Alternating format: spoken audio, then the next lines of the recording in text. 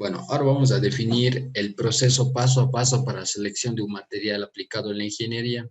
Bueno, como sabemos, en la actualidad existen alrededor de 15.000 tipos de materiales diferentes, los cuales hemos clasificado en grupos para reducir esta cantidad tan grande, los cuales son los cerámicos, polímeros, metales y compuestos. Cada uno de estos grupos tienen características, propiedades o atributos que lo hacen único, pueden ser como la dureza, la elasticidad, la fragilidad y entre otros muchos más. También tenemos que recordar que existen propiedades físicas, térmicas, eh, mecánicas y electromagnéticas. Bueno, para la selección de un material se hace de acuerdo a las propiedades exigidas por el ingeniero o también se da de acuerdo a cuando necesitamos modificar un material o un objeto ya hecho, ya sea para mejorar su dinámica o para reducir su peso. Estos materiales se aplican como en la mecatrónica, automotriz, civil y entre muchas ramas más de la ingeniería. Tenemos 5 criterios que son fundamentales para la selección, tal como la disponibilidad, procesamiento, intereses, costo y abundancia. Bueno, en el costo definimos que es el punto que se analiza el coste de la producción desde el proceso, desde la fabricación hasta el proceso final. Este se da desde la materia prima. La abundancia es que tenemos que tener en cuenta que cuando realizamos nuestra masa, la materia prima aún nos abastecerá. La disponibilidad nos indica si el producto está disponible en los momentos deseados, porque sabemos que en ciertas fechas el material a veces no vamos a tener la misma cantidad que antes y entonces este sería un factor que nos afectaría mucho. El procesamiento, analizamos si el proceso de producción es eficiente y eficaz. Hay que tener en cuenta que sin importar el tamaño del producto se deben realizar los cálculos pertinentes, como en nuestro caso vamos a analizar un dispersor de calor, que es un objeto que está parte dentro de un producto final que es mucho más grande. Tenemos algunos métodos conocidos que son el método tradicional, el digital y el gráfico. Por métodos didácticos vamos a elegir el método digital, la cual hemos dividido en 4 capas o en 4 etapas. El primero es interpretar los requerimientos de diseño, en el cual vamos a acudir a las bases de datos, en los cuales los más conocidos son el WhatWeb, el WES EduPag, el Grant EduPag. En la etapa 2 vamos a cribar poniendo restricciones. La etapa 3 nos indica que vamos a clasificar los seleccionados de acuerdo a los requerimientos. Y en la cuarta vamos a hacer la búsqueda de información adicional de los materiales seleccionados. Para nuestro ejemplo vamos a aplicar este método para la selección de un material para un dispersor de calor, recordando que un dispersor de calor es un instrumento que se utiliza para bajar la temperatura de algunos componentes electrónicos.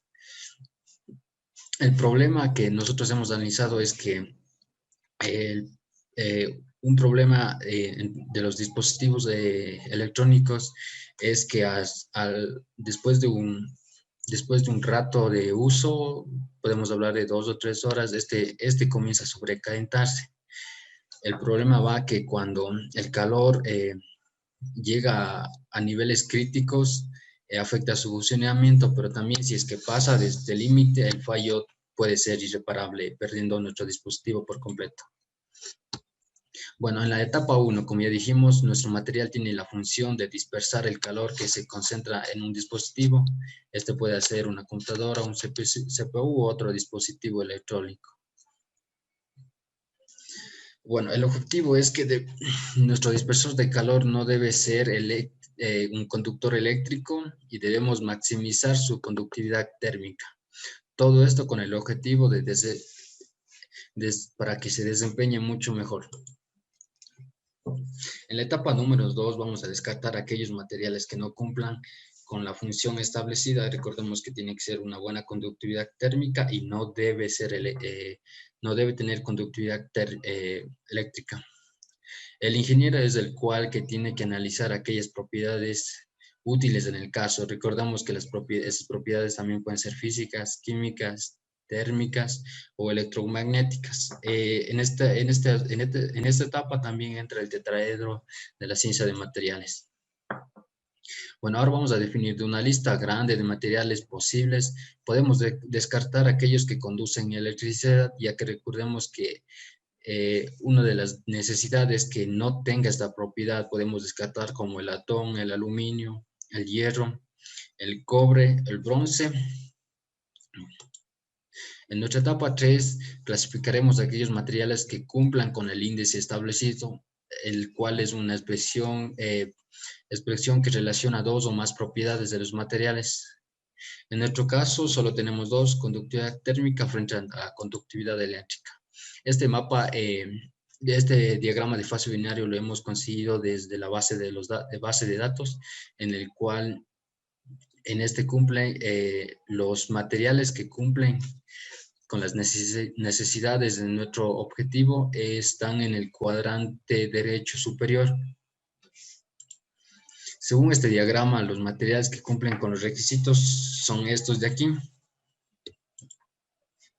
Bueno, en la etapa 4 o en la etapa final es importante elegir el que implique el menor coste de producción, ya que este dependerá del costo del producto final, ya que recordamos, si es que hacemos un buen producto que sea 100% funcional, pero si es que su precio es elevado, no va a tener apertura en el mercado.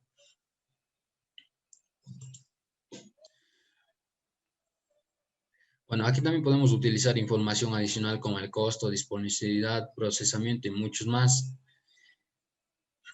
Para nuestro caso estudiado, el mejor material que hemos llegado a obtener es el óxido de aluminio o alumina, que es una sustancia cristalina sintética producida a partir de bauxita, un mineral natural. Bueno, vamos a definir algunas características de este material, ya que su densidad va desde los 3.86 gramos sobre centímetro cúbico, su dureza Baker desde 1500 a 1650 y el módulo de elasticidad desde 300 a 400 megapascales. Algo muy importante también aquí es de informar que el punto de fusión va desde los 2720 grados Celsius. Bueno, aquí vamos a aplicar un proceso adicional al dispersor de calor, ya que se puede mejorar inclusive aún más el producto final. Lo que vamos a aplicar es un proceso de anodizado, que recordemos que es el proceso electrolítico de pasivación, utilizando para el incremento del espesor de la capa natural del óxido en la superficie de piezas metálicas. Esta técnica también suele ser utilizado en el aluminio para generar una capa de protección artificial mediante el óxido protector del aluminio, conocido como aluminio. Todo este proceso se realiza o tiene la finalidad de mejorar la resistencia a la corrosión, la resistencia al desgaste, el aislamiento térmico y la emisidad superficial. Este proceso es un poco característico, tal vez lo hayamos visto, ya que después de realizar esto, el anodizado, las piezas tienden a coger un color llamativo. Esto puede ir desde un morado hasta encontrar un equilibrio entre todas las variables que intervienen dentro de este proceso, tales como costo, disponibilidad, tratamiento, entre otros muchos más, con la finalidad de obtener un producto final eficiente, accesible al consumidor y funcional. Bueno, en el último paso para la selección de materiales puede existir dos o más que cumplan con las necesidades del producto. Inclusive se pueden tener las mismas propiedades y en una de ellas puede ser mejor, pero se puede elegir de acuerdo a otras necesidades. Como ejemplo, tenemos el oro, que tiene una gran conductividad térmica, pero su coste es muy elevado debido a su rareza.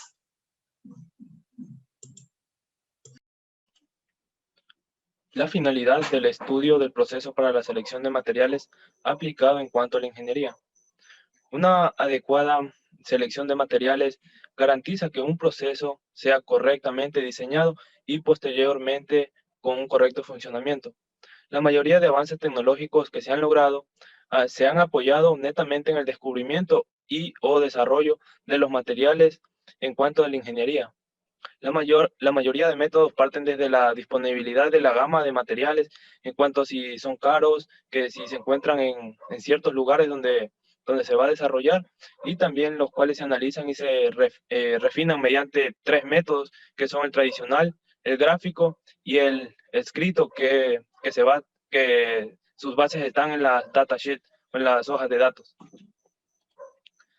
El refinamiento se da de acuerdo a las propiedades exigidas para el componente que se va a desarrollar, en las cuales vamos a fijarnos en la disponibilidad, en la facilidad de obtención de la materia prima, la vida de servicio del producto y los factores ambientales y además los costos, que es algo que va a influenciar mucho en la decisión para, para adoptar un material a cuanto nuestro producto.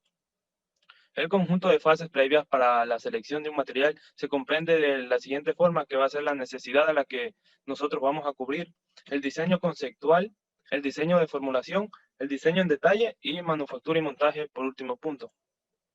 Las personas que son encargadas de llevar todo este proceso de selección, es decir, el diseñador o el ingeniero en muchos casos, que debe partir desde la necesidad, que desde el sector productivo donde nosotros vamos a aplicar esto. Luego de eso sigue la creación o innovación de un producto que ya existe.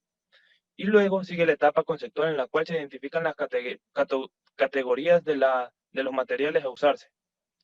También se debe considerar que el tipo y el valor del esfuerzo aplicado y la forma geométrica, entre otras variables que debemos a considerar cuando vayamos a aplicar nuestro material. En el caso de esfuerzos de torsión como los que actúan en los resortes de los carros, en los muelles, nos indican que dentro de las familias de los materiales existen metales, cerámicos, polímeros, compuestos, y en este caso puntual, los que mejor se adaptan serían los metales, y dentro de estos están los aceros, y también de esos están, cuando tenemos la etapa de la problemática, vamos a examinar con mayor detenimiento los aceros que se pueden usar, ya sea de baja, de medio o de alto carbono, asimismo en cuanto a las aleaciones. Ahora tenemos las fases para selección que se han definido mediante un cuadro. Tenemos aquí la fase de requisitos y restricciones, que abarcan los aclaramientos de necesidad, diseño conceptual, diseño en detalle y manufactura en montaje, que no hace mucho mencionamos. Luego de esto tenemos para establecer y proponer acciones, recopilar datos, análisis, síntesis, evaluación y perfectamiento, decisión y comunicación. Para la selección del material es muy importante el perfil de propiedades, perfil de proceso y perfil en el ambiente. Además, los requisitos y restricciones tenemos técnicos, geométricos y gubernamentales. Por último, tenemos fuente de conocimiento, la educación, la experiencia, el cliente, las organizaciones, publicaciones y proveedores. Un material ideal para el uso específico debe cumplir toda o la mayoría de requisitos de la siguiente lista: que sea barato de refinar o producir, que sea fuerte, rígido y dimensional, estable a diferentes temperaturas, resistente a la corrosión y al desgaste según se lo necesite, que no tenga muchos efectos sobre el medio ambiente o las personas. Los métodos para la selección del material se basan en una serie de parámetros físicos, mecánicos, térmicos, eléctricos. Además, se basan en la fabricación, que determina la utilidad técnica de los materiales, que se puede dividir en tres grupos: propiedades inestables a la microestructura, propiedades sensibles a la microestructura y otras propiedades. Vamos a comenzar hablando con las propiedades inestables a la microestructura, que vendría siendo la densidad, el módulo de Young o el módulo de elasticidad, la conductividad térmica, el coeficiente de expansión térmico lineal, el punto de fusión, la temperatura, la atracción vítrea, la corrosión uniforme y el costo por unidad de masa. Las propiedades sensibles a la microestructura, que puede ser la resiliencia a la fluencia, tracción, etc. La ductilidad, tenacidad a la fractura, fatiga, propiedades cíclicas, fatiga a la corrosión, termoinfluencia, impacto a la dureza. Y en cuanto a las otras propiedades que tenemos, serían la facilidad de colado, facilidad para el tratamiento térmico, confortabilidad, maquiabilidad y soldabilidad. Bueno, tenemos también en los métodos que habíamos mencionado al principio. En cuanto a este, tenemos el método tradicional. El método tradicional se basa en que el ingeniero, mediante la experiencia, va a escoger un material adecuado, ya que se ha conocido con usos similares al que vamos a aplicar y ha sido de éxito. Además, que mantiene una buena aceptación por lo siguiente, porque la contribución a la estandarización en stock, las características son bien definidas, evita la pérdida de tiempo y dinero en el proceso, que es muy importante en cuanto a las empresas. Trae problemas cuando, bueno, esto va a traer problemas cuando no se hace un estudio real del ambiente en el cual se va a desarrollar el material. También tenemos el método gráfico, que se basa en las diferentes gráficas de diagramas de fases o mapas de materiales en las que se relacionan por partes ciertas propiedades de los materiales. En estos mapas se puede hacer una aproximación más adecuada del material para usar, con base a la relación de los materiales más importantes. Por ejemplo, las propiedades que relacionan en estos mapas establecen el módulo de elasticidad en función a la densidad de cierto material. Con la ayuda de estos mapas, además de los cálculos de las resistencias, esfuerzos aplicados y con la combinación de las propiedades más importantes, se puede determinar el material para un uso específico. Bueno, los factores que influyen en la selección de los materiales para fines de la ingeniería serían fuerzas o cargas mecánicas, aislamiento eléctrico, propiedades térmicas, disponibilidad y costos. Bueno, las fuerzas o cargas mecánicas. Existen diferentes tipos de fuerzas mecánicas que pueden actuar sobre los miembros de la máquina y producen diferentes tensiones y deformaciones. Bueno, como las siguientes: peso propio de la máquina, la energía transmitida, cambio de temperatura, resistencia a la fricción, inercia de las piezas recíprocas y desequilibrio de las piezas móviles. Debido a estas acciones se producirán las siguientes cargas o fuerzas: fuerzas de tracción, de corte, de flexión, de torsión y de rodamiento. También debido a esta, los materiales pueden responder de las siguientes maneras. Estas respuestas dependerán mucho de las propiedades mecánicas que tenga el material. Por ejemplo, a continuación se mostrarán las diferentes propiedades de los materiales disponibles. Tenemos la elasticidad, la plasticidad, la ductibilidad, la maleabilidad, rigidez, fragilidad, dureza y tenacidad. Con la ayuda de todas estas propiedades, los materiales que podemos seleccionar eh, serán adecuados según el uso que nosotros le vayamos a dar. Bueno, en cuanto al aislamiento eléctrico, es muy importante saber que un componente debe resistir a la corriente eléctrica.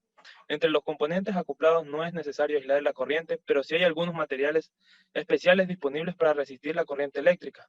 El PVC, el vidrio, el asbesto son ejemplos de un material aislante. Las propiedades térmicas. Las propiedades térmicas del material que es necesario considerar al seleccionar para una pieza de la máquina podría afectar las propiedades mecánicas de los materiales debido a que va a producir calor. En algunas aplicaciones es necesario aislar la energía térmica que fluye entre las partes acopladas.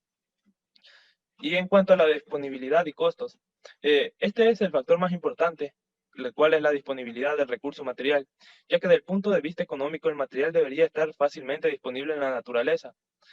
Esta disponibilidad decide el costo del material, por lo que es necesario considerar el factor como este principal para la selección de materiales en cuanto a la ingeniería. Al considerar todos estos aspectos, podemos seleccionar un material adecuado que pueda cumplir con los requisitos del diseñador o del ingeniero, desde todas las perspectivas, como la funcionalidad, el costo, la disponibilidad para construir máquinas confiables y eficaces. Bueno, la finalidad del estudio para el proceso de selección de materiales aplicados en la ingeniería es poder adecuadamente que el material se debe aplicar en un uso determinado, luego de haber analizado todas sus propiedades químicas, eléctricas, térmicas, además de haber analizado las variantes físicas y ambientales a las que el producto va a estar dirigido y en las cuales se va a desempeñar. A continuación les daré un mapa conceptual sobre la selección del material. Bueno, para la selección del material tenemos que ver la necesidad del mercado, que va a ser nuestro tema. Y de este vamos a detallarlo en 4 pasos, que sería como primer paso el diseño general o una definición general de lo que vamos a hacer, un análisis de cada componente de lo que vayamos a hacer, tenemos que hacer un diseño de lo que vayamos a hacer y las especificaciones del producto. Bueno, como diseño tenemos que determinar las funciones del sistema, definir el funcionamiento, para qué o qué funcionalidades va a tener. Como análisis inicial de cada componente, este tenemos que modelar y analizar. También tenemos que seleccionar los materiales que cumplan con sus características necesarias. Tenemos que diseñarlo detalladamente. seleccionar el proceso de fabricación. Debemos optimizar prestaciones y costo para que su costo no sea muy elevado. Y mediante las especificaciones del producto debemos fabricar un prototipo y mediante este vamos a verificar si cumple con lo requerido y así poderlo sacar al mercado. Para la selección del material, hemos puesto un ejemplo, como un ejemplo breve es del acero inoxidable. El proceso de selección del material implica un análisis entre las propiedades físicas y químicas. El acero inoxidable nos dice que tiene una gran importancia en ingeniería como higiene, ya que es un material que no se corroe fácilmente y tiene una gran importancia lo que es en la industria alimentaria. Eh, ya que tiene una gran importancia lo que es el acero inoxidable, este lo conocemos porque es muy fácil de limpiarlo. A continuación, les voy a presentar algunas consideraciones para la selección de un acero inoxidable. El primer paso es investigar sobre las condiciones a las que el material estará expuesto en la aplicación específica para determinar el tipo de acero que puede aportar un mejor desempeño. En base a esto se evaluará las siguientes consideraciones, como por las propiedades tenemos lo que es el magnetismo, una resistencia a la oxidación, una dilatación térmica, una conductividad térmica y una buena soldabilidad. Bueno, una resistencia a la corrosión es una de las principales variables en la selección del material del acero inoxidable, ya que se dará a conocer, o sea, si este material será sometido así a la intemperie o o tendrá otro tipo de funcionamiento.